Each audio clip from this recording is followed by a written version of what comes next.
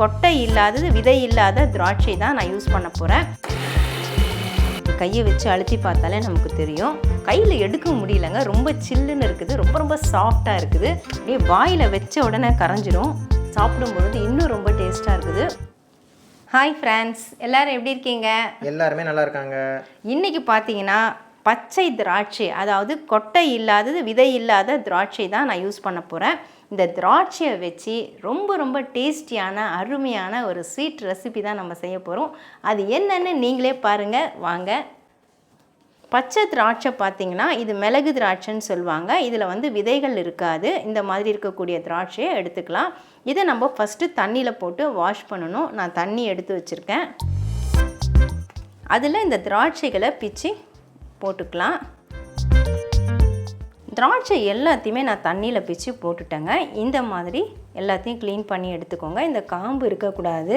அப்படி அந்த மாதிரி காம்பு ஏதாவது இருந்ததுன்னா அது எல்லாத்தையும் பிச்சு எடுத்துருங்க. இதை இப்படியே வெறுமனே நம்ம வாஷ் பண்ணக்கூடாது. ஏன்னா திராட்சையில் பார்த்திங்கன்னா கெமிக்கல்ஸ் ஏதாவது இருக்கலாம். அதனால் சால்ட்டு போட்டு தான் நம்ம வாஷ் பண்ண போகிறோம். 1/2 டீஸ்பூன் சால்ட்டு சேர்த்துக்கோங்க. சேர்த்துட்டு அப்படியே கைகளை வச்சு அப்படியே நல்லா கலந்து கொடுங்க. திராட்சையில் எப்படிமா கெமிக்கல்ஸ் இருக்கும்? மருந்து அடிப்பாங்கள்ல, இது நம்ம தோல் நீக்க முடியாது.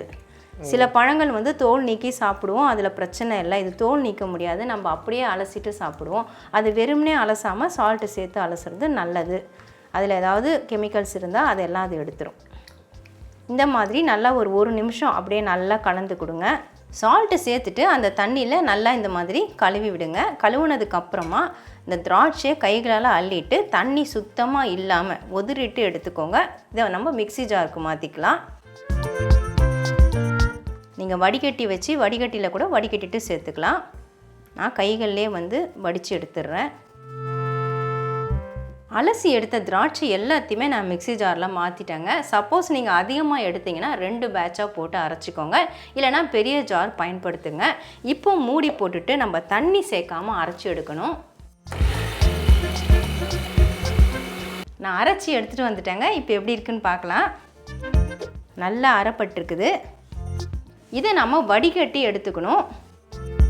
நான் ஒரு பேன் எடுத்திருக்கேன். அந்த பேனில் வடிகட்டி போட்டு வச்சுருக்கேன். அதில் நம்ம வடிகட்டிக்கலாம். நம்ம எதில் செய்கிறோமோ அந்த பேன்லேயே நம்ம வடிகட்டிக்கலாம். தண்ணி சேர்க்காம தான் நான் அரைச்சிருக்கிறேன். அரைச்ச திராட்சையை நான் வடிகட்டி எடுத்துட்டேங்க. பாருங்கள், இந்த அளவுக்கு தான் நமக்கு திப்பி வந்திருக்குது. இதில் விதைகள் கிடையாது, அதனால் ரொம்ப குறைவாக இருக்குது. இந்த திப்பி நமக்கு தேவை கிடையாது. சப்போஸ் விதைகள் இருந்ததுன்னா துவர்ப்பு சுவை இருக்கும். அதனால தான் நான் விதைகள் இல்லாத திராட்சை எடுக்கணும்னு சொன்னேன். இப்போ இதில் நம்ம கார்ன்ஃப்ளவர் மிக்ஸ் பண்ணிக்கலாம். ஒரே 1 டேபிள் ஸ்பூன் அளவுக்கு தான் மிக்ஸ் பண்ண போகிறோம். 1 டேபிள் ஸ்பூன் அளவுக்கு நான் கார்ன்ஃப்ளவர் சேர்த்துருக்கேன். இது கட்டிகள் இல்லாமல் நல்லா கலந்து விட்டுக்கோங்க. ஒன்று சேர்ந்து வர்றதுக்காக தான் நம்ம இதை பயன்படுத்துகிறோம் கார்ன்ஃப்ளவரை. உங்களுக்கு கார்ன்ஃப்ளவர் வேணான்னு நினச்சிங்கன்னா கோதுமை மாவு பயன்படுத்தலாம், ஆனால் கலர் சேஞ்ச் ஆகும். கார்ன்ஃப்ளவர் சேர்த்துட்டு நல்லா கலந்துட்டேன். இந்த பாருங்கள், கட்டிகள்லாம் எதுவுமே இல்லை. இப்போ நம்ம இதை ஸ்டவ்வில் வச்சுக்கலாம். இந்த பாத்திரத்தை ஸ்டவ்வை ஆன் பண்ணிக்கலாங்க. லோ மீடியம் ஃப்ளேமில் வச்சுக்கோங்க.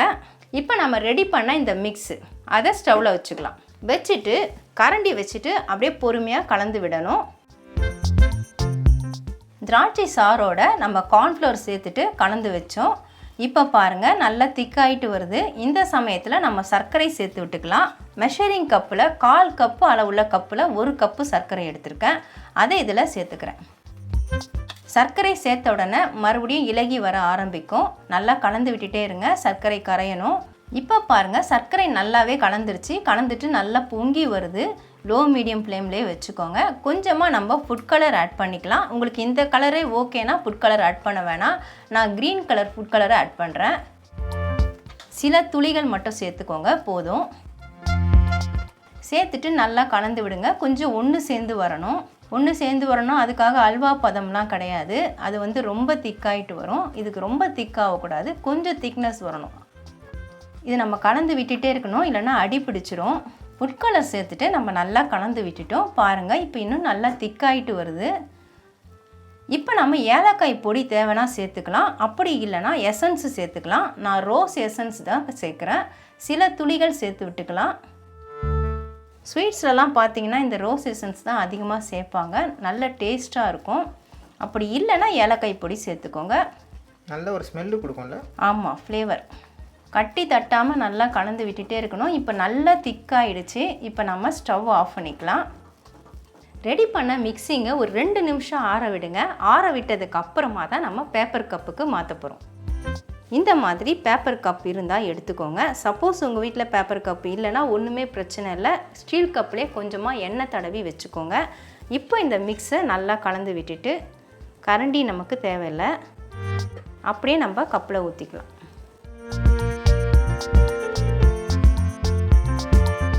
இருக்கிறத நான் அப்படியே 3 கப்லேயும் ஃபில் பண்ணி விட்டுறேங்க. 3/4 கப் அளவுக்கு ஃபில் பண்ணிக்கோங்க.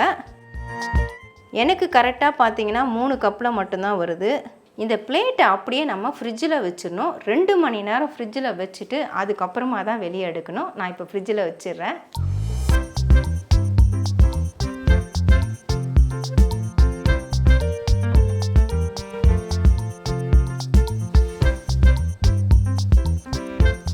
ஃப்ரிட்ஜில் 2 மணி நேரம் வச்சுட்டு நான் எடுத்துட்டேங்க. நல்லா செட் ஆகிருக்கு பாருங்கள். இப்படி கையை வச்சு அழுத்தி பார்த்தாலே நமக்கு தெரியும். சப்போஸ் உங்களுக்கு ரொம்ப குயிக்காக ஆகணும்னு நினச்சிங்கன்னா ஃப்ரீசரில் 1 ஹவர் வச்சுக்கலாம். நான் பேப்பர் கப்பில் ஊற்றுனதுனால கப்பை கட் பண்ணிவிட்டு எடுக்க போகிறேன். சிசர் உள்ளே விட்டுட்டு வெட்டிக்கிறேன். இது பேப்பர் கப்பில் ஊற்றுறது ரீசனே கட் பண்ண நல்லது, கொஞ்சம் ஈஸியாக இருக்கும். அதுதான், வேறு ஒன்றுமே இல்லை. பாருங்கள். சப்போஸ் நீங்கள் ஸ்டீல் கிளாஸில் ஊற்றுனா ஒன்றும் பிரச்சனை இல்லை. கத்தி வச்சுட்டு சுத்தூரம் எடுத்து விட்டுட்டு எடுக்கணும். எவ்வளோ சூப்பராக வந்திருக்கு. அது கிழிக்காமல் எடுக்க முடியாது பேப்பர் கப்பை. இதை நான் மறுபடியும் யூஸ் பண்ண முடியாது, அதனால் கிழிச்சிடுறோம், வேஸ்ட்டு தானேன்ட்டு. இதே மாதிரி எல்லா பீஸையும் நான் எடுத்துடுறேன். வெளியே எடுத்த பீசஸை நம்ம அப்படியே கூட டெசிகேட்டட் கோகோனட்டில் பரட்டலாம். ஆனால் நான் கத்தியில் 2ஆக கட் பண்ணிக்கிறேன். பாருங்கள், 2 துண்டாயிடுச்சு. ரொம்ப ரொம்ப சாஃப்டாக இருக்கும் இது. அதனால தான் ஒன்றோட ஒன்று ஒட்டிகிட்டு இருக்குது. 2 பீஸாக எடுத்துட்டேன். இதை வந்து நம்ம டெசிகேட்டட் கோகோனட்டில் பரட்டி எடுக்கணும். இந்த டெசிகேட்டட் கோகோனட் பார்த்திங்கன்னா நான் வீட்டிலையே ரெடி பண்ணது. வீட்டில் இருக்கக்கூடிய தேங்காயை வச்சு ரெடி பண்ணேன். இந்த வீடியோ வேணும்னா நீங்கள் கமெண்டில் கேளுங்க. இதில் போட்டுட்டு அப்படியே பரட்டி விட்டுருங்க. இதே மாதிரி தான் எல்லா பீஸையும் நம்ம பரட்டி எடுக்கணும். எல்லாத்தையும் நான் டெசிகேட்டட் கோகோனட்டில் போட்டு பரட்டிட்டேங்க. ஒவ்வொரு பீஸும் நான் 2 துண்டுகளாக தான் எடுத்தேன். அதனால் 6 பீஸ் வந்திருக்கு. கையில் எடுக்க முடியலங்க, ரொம்ப சில்லுன்னு இருக்குது, ரொம்ப ரொம்ப சாஃப்டாக இருக்குது. அதுக்காக தான் நான் இந்த கரண்டியை வச்சு எடுத்துருக்கிறேன். நான் பிளேட்டில் வச்சு காட்டுறேன். அப்படியே வாயில் வச்ச உடனே கரைஞ்சிரும். அந்த அளவுக்கு டேஸ்ட்டு சூப்பராக இருக்கும். நான் ஆல்ரெடி டேஸ்ட் பார்த்துட்டேன். பார்க்கும்போது ரொம்பவே சூப்பராக இருக்குது. சூப்பராக மட்டும் இல்லை, ரொம்ப சாஃப்டாக இருக்குது. அப்படியே வச்சவொன்னே கரையும்னு நினைக்கிறேன். ஆனால் நான் சாப்பிட்டு பார்க்கும்பொழுது பார்த்தீங்கன்னா அப்படி தான் இருந்துச்சு. சாப்பிட்டு பார்த்துடலாமா? ஆனால் ரொம்ப சில்லுன்னு இருக்குது. எப்படி சாப்பிட போகிறேன்னு தான் தெரியல.